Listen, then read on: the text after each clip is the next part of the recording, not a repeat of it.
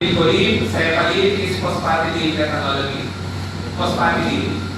Sir, what does phosphatidylate mean? It simply describes what? Phosphatidic acid. So, phosphatidic acid attached to choline is lecithin. Lecithin is the most abundant phospholipid of the cell membrane. I hope you're capturing that. Okay, sabi natin kanina, anong pinakamarami sa cell membrane? Phospholipids. Sabi natin ngayon, sa mga phospholipids, meron siya na. Siya na yung pinakamarami talaga, lecithin. Okay, as a group, phospholipids are the most abundant lipids of the cell membrane, but amongst them, lecithin is the most abundant example of a phospholipid po that you see in the human cell membrane. Okay? So yun. Phosphatidyl choline. They actually come from amino acids. Sige, pag-usapan natin sa akin. What is phosphatidyl na? Ang galit na galit, bigla yung panahon. No? Ang ilit-ilit kanina, biglang umulan. Climate change is getting worse. No?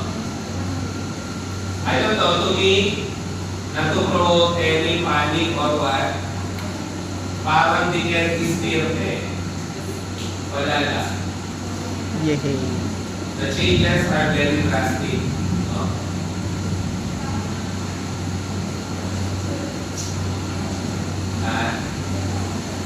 So what is this again? Negative, pangalan. Glycerol, fatty acid, with phosphate, ano to? Phosphatidylate. Okay. So, they come from phosphatidyl serine. What is serine? Serine is an amino acid po. Sorry na, tinanong sa amin ko, mali talaga ako, mali ko naman. If you see this one, that's carboxylic acid, no? If you see this one, this is amine. Okay. Now, if you see both of them, it's amino acid. Amino acid. And this region is your serine. Okay? So, to simplify the other topics na po, phosphatidylate, this one, this large structure, will be represented as R na lang for simplicity. So, this is R, the phosphatidylate group. So, if your R is attached to OH2 with the amino acid serine, you simply call it phosphatidyl serine. Okay? Ang tinanong kasi sa amin, serine is converted daw to... Alalat muna natin, ha? Let's see. I am copying serine muna for everybody's sake para mas maliwanag lang sana tayo. So this is still serine. Serine is converted to this one by one enzyme daw and one reaction. So kami naman namang sa pharma at BioChem lalo, mali namin, ano ba yun? Pero nila ako tama. Anyways, ano? Hindi lang sa board. Sa exam may kasamang patuhula. Ecos, ano yun. Wala naman tao, alaman lahat eh. Kahit PhD ka pa, kahit 10 PhDs pa yan, kahit doktor ka pa, pag ikaw nag-exam, hindi mo alam lahat. Meron at meron mahuhulaan. Kaya dapat pinapractice ko rin ang pahuhula. Sana. And there are techniques to guessing. Ay, hindi sila aware. Sige. Wala tayo sa amin yan kagaling. Sorry, sa review ko lang dinidiscuss yun. Anyways, ano to? Basa. Pag-kilon test. O, di kilala mo na. Sige, kunyari may H pa siya dyan. Basa. Serine. Galing ha? Ethanol na may... Okay. So, pinaling ko. Again, yung R, yung phosphatidylate. So, this one now is your phosphatidyl ethanolamine. Ethanolamin nga. Which has the common name po na cephalin. Siya yun. Cephalin is formed first from serine. So ulit, ay tinanong sa akin, ano daw ang reaction na mag-convert ng serine to ethanolamine? Ano yung tinanggal natin? Okay, nagtanggal ako ng carbon dioxide. Basta nagtatanggal ka ng carbon dioxide, ang tawag sa reaction ay decarboxylation. Hindi ka na mamamali, maging pansinin ka lang sana. Ano yung nawala? Okay, carboxylic acid. So, nagtanggal ka ng carboxylic acid. Kaya ano ang pangalan ng enzyme? Serine decarboxylase. Ganun lang. So, serine is converted to ethanolamine by removal of carbon dioxide. And the reaction is decarboxylation. The enzyme is known as decarboxylase. Okay? Now, this is a phospholipid pa rin. Cephalin na. And it is essential for blood clotting. Okay? Ngayon, your cephalin is actually converted to ano kaya? So, if you're paying attention sana, your nitrogen there has no carbon attachments aside from this one. Now, the next step is the nitrogen is methylated exhaustively or nakamitan ng methane sobra-sobra. And remember, if it's nitrogen having 4 attachments, it becomes positive na. So what happened here? Your nitrogen has additional methyl groups. So the reaction po is methylation.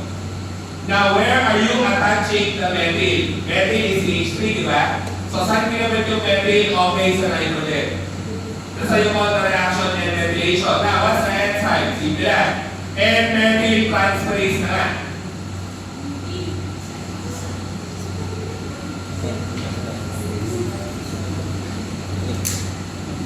Kung pinigilid mo. Excited ka tumili. Pinigilid si SSL. And methyl transferase. Kasi nagkakaroon ng methyl sa nitrogen. Sino kaya to? Choline. Ay, choline ba? Ha? Sino to? Ayan, mga may organ, kilala pa nila sana. Choline na nga. Choline. Di ba naman, sino to? Sabi Phosphatidylcholine. Ayun na nga. Lecithin na yan. So, kagaya na sinasabi ko po, lahat sila galing kay serine.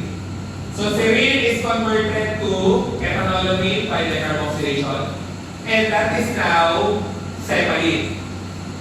Ethanolamine is converted to choline Galing sa serine. by methylation naman. Okay? Acetylation yun. And it becomes lecithin. Lecithin, the most abundant na phospholipid ng cell membrane. So actually, nandiyan eh. Kung kayo ay tumitingin sa laws in advance. Ayun yung serine. Serine, amino acid. Pag nawala yun, magiging ethanolamine. Si ethanolamine, makakapitan ng methyl, magiging choline. 1, 2, 3. It's the same. Okay? You don't have to memorize phosphatidic molecules. Because again, it will always be the same. Phosphate, glycerol, fatty acid. Phosphate, glycerol, fatty acid. Phosphate, glycerol, fatty acid. Doon lang sila magdi-differ sa nitrogenous attachment. Okay? Again, yung 4 pattern. Si BioChem may pattern yan. Nag-isipin may pattern yan. Kaya ko lang hanapin. Okay? So that will conclude your phospholipids po. Moving on to phospholipases. Ito na. What do you think are phospholipases? Ano ang phospholipase? Ano na lang halos o 25 minutes? What are phospholipases kaya? Enzymes that what? Used in the phospholipids. Sige, most of the time we think of them as something that can digest, okay, phospholipids, no? But the thing is, they're not merely for digestion. Hindi lang sila panunaw ng phospholipids. Okay, that's the point. So, this is again, your general formula for your phospholipid. So as you can see again, you have glycerol, you have phosphate, you have nitrogenous attachment on X, you have two fatty acids. And once again, for the fatty acid at position 1, most of the time it's what? Saturated. This one, most of the time is unsaturated. The double bonds. So, and once again, you have your nitrogenous attachment there. So, how many phospholipases are you seeing? Apat na. You have A1, A2, C, and D. Sorry na. This will be very important in pharmacology when trying to remember drug targets. Pasensya na po. It's very important to remember subscripts. Kasi nag-iiba-iba ang function. So, phospholipase A1 will simply attack the fatty acid at position 1. Phospholipase A2 will simply attack the fatty acid at position 2. Ang sinabi ko sa Tagalog, si A1 magtatanggal ng fatty acid yan sa position 1. Si A2, kaya na ganon, acid 2, it removes the fatty acid at position 2. Okay? Now, regardless of the two types, what is your product? Example, you have phospholipase A1 working on your phospholipid, then you will be losing this one, it becomes alcohol. Okay? You now call that lysophospholipid. Ano yung sinasabi ni Sir ngayon? Pag nadadigest ang phospholipid mo, gamit ang A1 at A2, the product is always known as lysophospholipid. And what do you mean by lysophospholipid? These are phospholipids missing one fatty acid. Sa Tagalog, pag sila lysophospholipid, phospholipid pa rin naman, kulang lang ng isang fatty acid. Okay? Now, if you have phospholipase A2, it's the same. Phospholipase A2 will remove this one, and therefore, it looks like this one. And therefore, it's missing a fatty acid. That's why the term pa rin is lysophospholipid. Lagi. Okay? Now, here's the thing. They're not merely for digestion naman.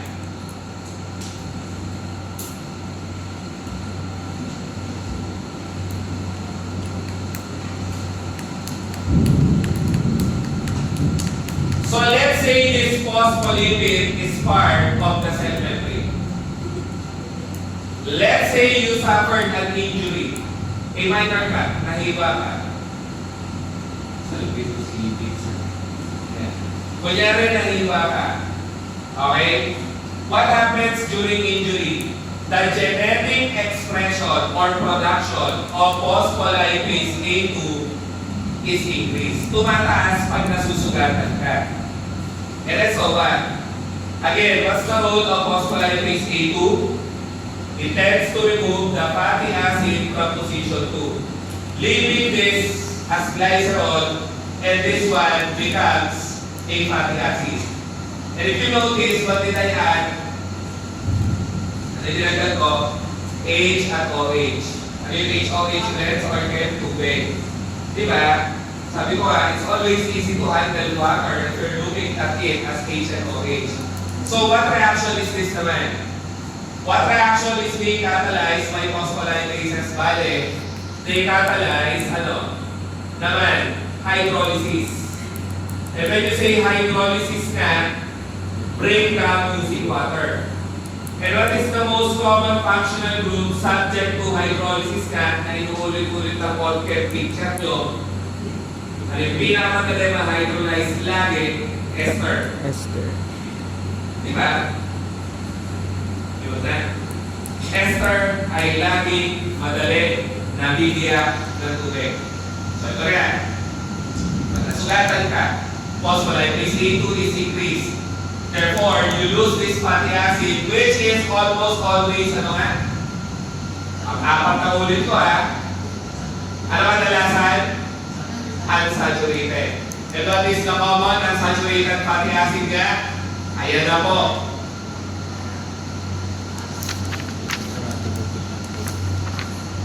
So, when you suffer from an injury, your phospholipase A2 is elevated. Its production is increased. So what happens is your arachidonic acid gets removed from the glycerol. And then what happens next? it enters the papillary enzyme known as cyclooxygenase. And cyclooxygenase po converts your arachidonic acid to prostaglandins. And prostaglandins causes ano nga? Fever. Inflammation, fever, Platelet aggregation. Ah? Platelet aggregation. low, increased platelet level siya. Let's stick to this muna. Ito lang, sige na, sorry na, nandiyan na kasi.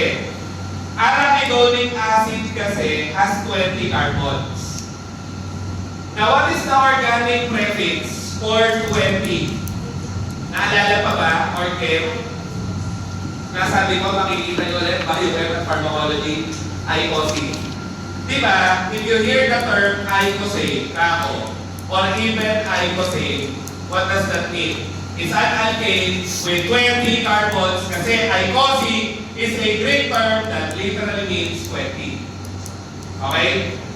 So prostaglandins are one of several molecules known as eicosanoids. Dapat alam na alam by heart.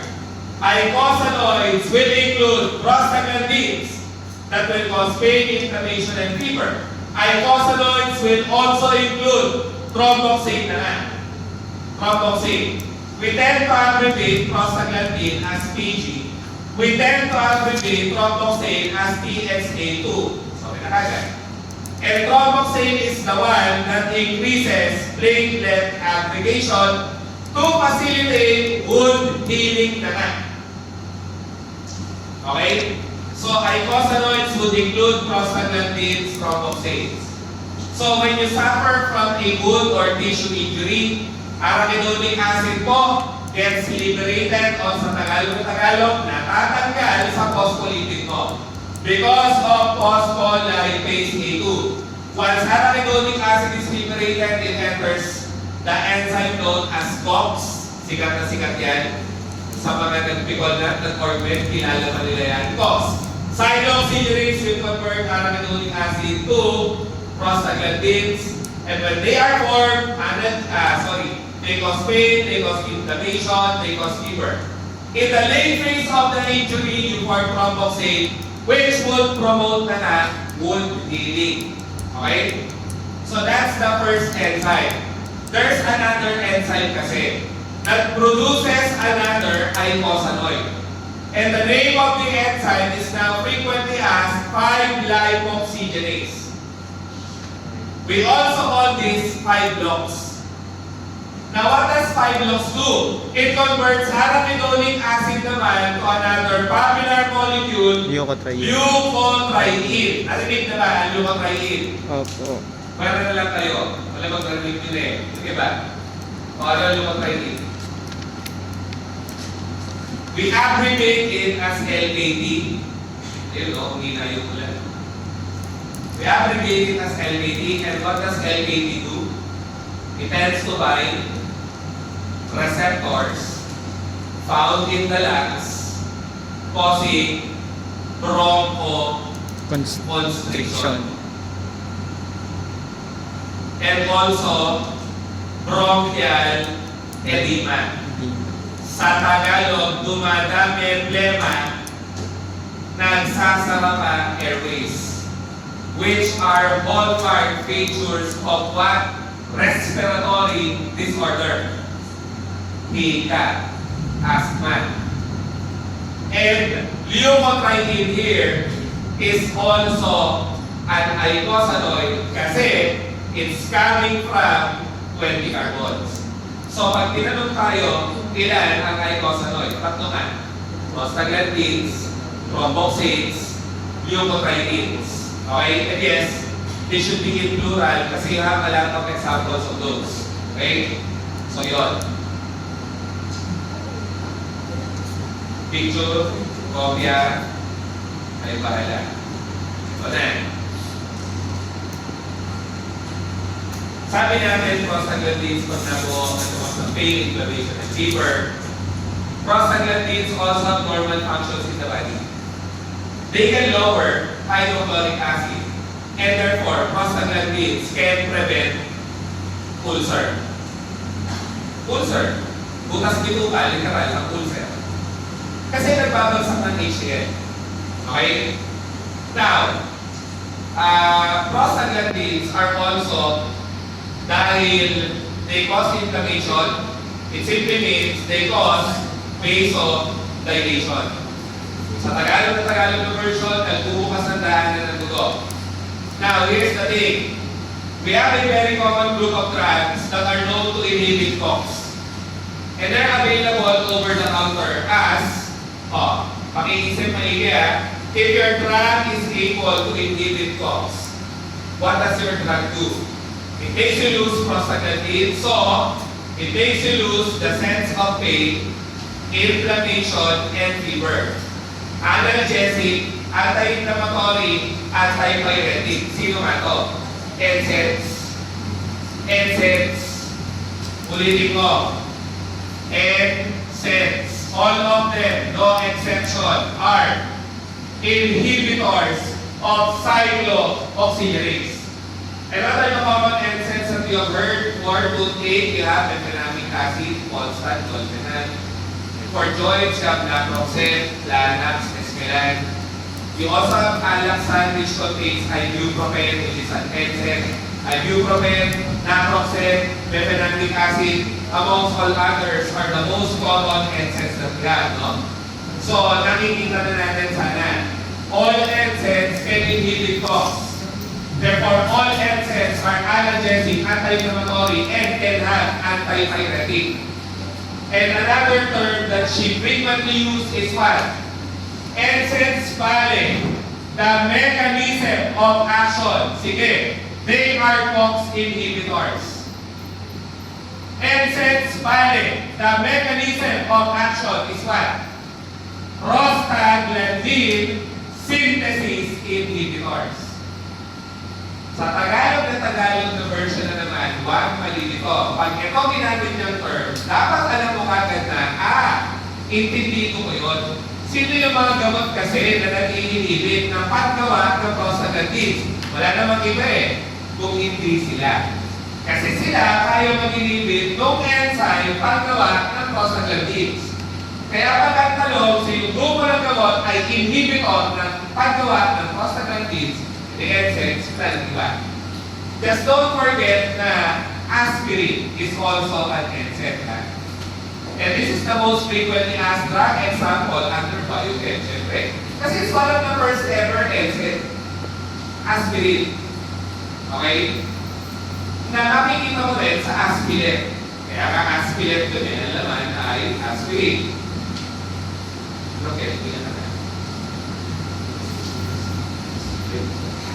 Mapagod to. Anyways, okay lang. Ano nakikita? What assumption can you make based on the things that you're seeing? Sige, all NSAIDs can be analgesic, anti-inflammatory, antipyretic. Sige na. But what else? Based on the information that you're seeing, all NSAIDs can cause. Pag sabi tumigil, sa cover. Sabi ko nandun yung sagot. All NSAIDs can cause Vas. Pagod na ako, sir. All NSAIDs can cause ulcer. Yan. Ganyan ang pharmacology kasi. Pag wala kang ganito, pag yung teacher mo hindi nagaganito, hindi mo siya maintindihan. Kaya sana marunong kang gumawa ng sarili mo schematics. Ako ginawa ko lang yan while reading my books when I was reviewing. Arachidonic acid produces prostaglandins, causes pain, inflammation, fever, and lowering of the acid, prevention of ulcer value. Now, what are your NSAIDs? All of them are able to inhibit prostaglandin formation. So if you lose prostaglandins, you lose molecules that can prevent ulcer because your acid will be increased. Lahat sila ulcerogenic. Kaya ingat-ingat. Kaya nga mas the pharmacist education point for the patient nga, for taking NSAIDs, you should take it with food. You should take it with food kasi it's irritating to the GIT. Huwag kang mag-memepenamic acid like ibuprofen, naproxen, diclofenac pa nga without food in your stomach. Or else you're risking hyperacidity, ulcer. And the sad reality is, most cases of ulcer right now are what? Drug-induced. Nagiging top 1, drug-induced ulcer. The second common cause of ulcer is what? Na dating top 1. Actually, let me correct it to a more accurate statement. What is the top 1 cause of ulcer? O, tingnan nyo na lang ako eh. Bakit kaya ako may ulcer? Stress. Stress is the top cause. Stress-induced ulcer is dominant worldwide. The second top cause is what? Drugs and sex. Okay? And even caffeine, coffee. Kasi coffee can increase HDL. So if you keep on taking, yung paisahan, no? Nakikita sa Pilipinas. Sa Pilipinas lang sikat si Sari doon eh. Ano naman ang Sari doon? Caffeine. Phenyl acetate. Propimenazole. What is propimenazole? NSAIDs. Kaya nga yung ibang bansa tinanggal yan eh. Kasi caffeine is ulcerogenic, propimenazole is an NSAID, therefore it's also ulcerogenic. Not too much na product. Pero ganyan ang healthcare sa Pilipinas. Drugs that are not used in other countries, you see them being used in the country. Pag premise, sayang, walang gagamit. Tsagain na lang natin. Not too much na government, sorry na, napunta sa politika, no? Yung wala naman kasing gobyerno talaga, nagbibigay priority sa healthcare. Meron, sige, pero... Diba? Okay, anyways. More on that sa ibang subject na lang. Okay? And, get off mind, sabag nagnabalala. So yun. Prostaglandin synthesis inhibitors will cause ulcer, more or less. What else are you seeing? Sana. It's a very common concern in Filipino patients. Prostaglandins cause ano nga? Vasodilation, therefore prostaglandins are normal anti-hypertensive molecules. Normal mo sila pa-kontra sa high blood. Prostaglandins. So if you're taking your NSAID, what's the problem? Sorry, nawagan ko pa. If you're taking your NSAID with your anti-hypertensive, what's the problem? You're losing the effect of your anti-hypertensive. Bakit po? NSAIDs again, for the end time, they inhibit COX, they lower prostaglandin, so you lose vasodilators. What happens to your blood vessel? It constricts. When the blood vessel is constricted, the pressure of the blood inside is increased. Sa Tagalog, nakaka-high blood ang NSAIDs. Kaya wag na wag isasabay sa anti-high blood. Because the effect of the anti-hypertensive drug is being lost. It's a common scenario amongst in our geriatric patients, no, to see them taking anti-hypertensives with naproxen for arthritis. Little that they know their naproxen is bad for their hypertension. And what happens is that geriatric patients suddenly develop stroke, heart attack, etc., which are complications of high blood. Okay? Kaya pa, ang info overload, kasi ready na mag-quiz eh, no? Oops, mali. Sorry na. Leukotrienes. So, wag kakalimutan ang basic BioChem. That will be very important for your next subject, pharmacology, which I am no longer the teacher. Alam ulit ako hindi na ako yung teacher. So, NSAIDs can have anti-platelet activity, especially aspirin. Okay? Aspirin is being used as an anti-platelet. Again, when thromboxanes are formed, platelet aggregation is promoted, And what happens during platelet aggregation promotion? Blood clots are formed na nga. That leads to thrombus formation. Now, what is the logic of using aspirin to prevent thrombus formation? Mali ang yung tanong ko. Bakit gumagamit ng aspirin to prevent thrombus formation? That is, of course, to prevent stroke, heart attack. If you're seeing aspirin in your traditional bodega, the low-dose aspirin is now shaped puso, hugis puso. Kasi your aspirin is for preventing heart attack. That's why it's heart-shaped in terms of its dosage form. Okay? So yun. And now, moving on to leukotrienes, which we also call LKT or LKA4. Sorry na, madaming sinulin talaga. So, what does lipoxygenase do again? It converts naman arachidonic acid to leukotriene. You won't be confused because of the letter L. So, this one causes asthma. Maliwanag na yun, kanina. Sana nga. Now, you have a single track. And again, if it's a single track, remember it because it's unique. This one is abbreviated na as 5 blocks. And you have a single track known to be a 5 blocks inhibitor po. So, sino yung 5 blocks inhibitor? The drug is xylitol. The problem with the drug is no longer available because it's very, very toxic to the liver. Sobrang hepatotoxic. Toxic sa atay. Okay? That's why you don't see it anymore. Now, what do you see in the market? Remember, xylitol here inhibits LOX.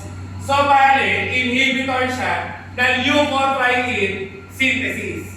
Unlike your NSAIDs, inhibitor sila ng prostaglandin synthesis. So, leukotrienes, when they are formed, they tend to bind receptors na of the lungs. That's why it's pretty common po to see leukotriene receptor blockers. I hope you're familiar with the term antagonist. That means blocker. Blocker. Familiar ka? Usually for drugs and naturally occurring substances, they bind receptors to cause effects. But you can have drugs that tend to block the receptor in such a way na this is your blocker and your drug is prevented from binding. Ang sinasabi ni Sir, pag sinabing antagonist, blocker ng receptor yon. Bababa sa receptor para yung ina-expect mong kakabit sana ay hindi makakakabit. So assuming that this is leukotriene, when you don't have a blocker, leukotriene is expected to cause asthma. Now you have drugs that can block leukotriene.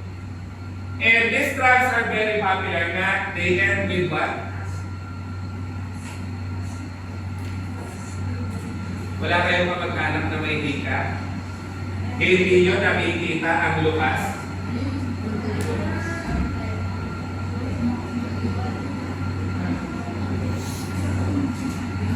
O diba? Sikat din.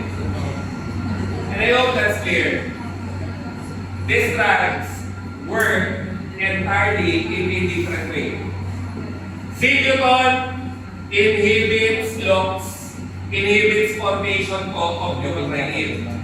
These two drugs, they don't inhibit the formation, but they tend to block the binding of leukotriene onto its receptor to prevent asthma. So may kakilala tayo na nagmo-Montelucas o Kilucas? Meron, sino ba? How many years old? How many years old? How many years staying in Montelucas? Or months? Rarely. Sa'yo.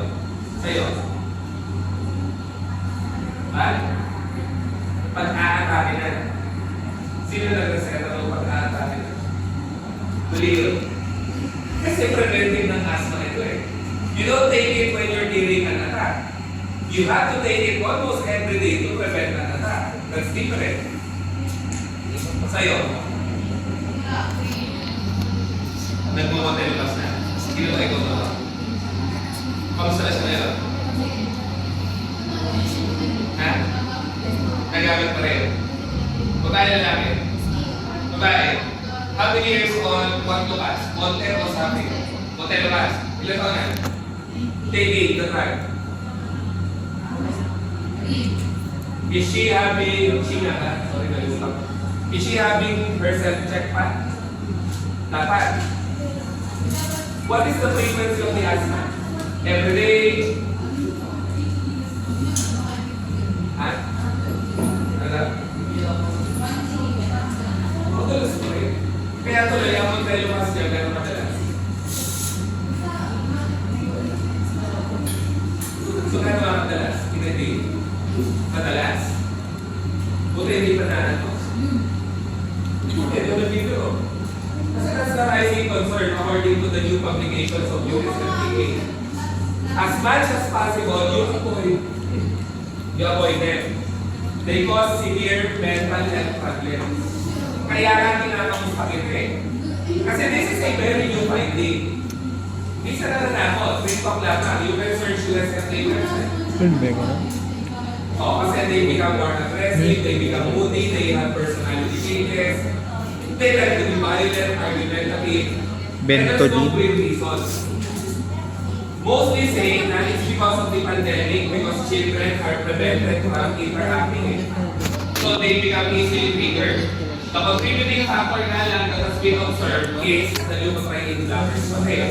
For children who are taking leukotriene blockers, di ba, Ventolin? they tend to become Mga more Ventolin. aggressive, and they tend to rise over things, little petty things.